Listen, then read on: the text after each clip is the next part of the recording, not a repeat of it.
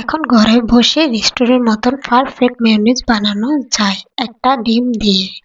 বেশি উপকরণ লাগে না, হাতের কাছে যা আছে তা দিয়েই বানানো যায়। কি কি উপকরণ লাগবে চলুন দেখে নিই। একটা ডিম, শুকনো মরিচ, ভিনিগার, গোলমরিচের গুঁড়ো, তেল, তারপরে একটা ব্লেন্ডার নেবেন।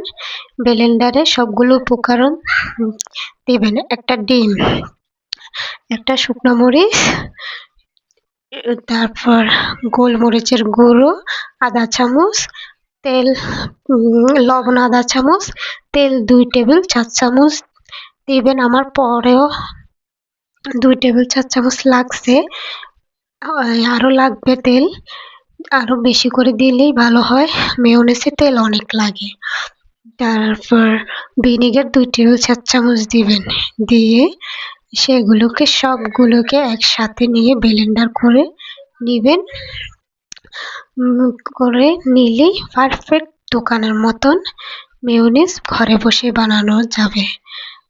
এই দেখুন কত সুন্দর হয়েছে, ঘরে বসেই বানানো যায়, থেকে দোকান থেকে না কিনে ঘরে বসেই বার্গার, পিৎজা যা হয় সন্ধ্যায় ভাজা পোড়ার সাথে খাওয়া যায়। 7 দিন পর্যন্ত ফ্রিজে রেখে সন্ধ্যার সময় ভাজা পোড়া ঘরে বানিয়ে খেতে পারেন।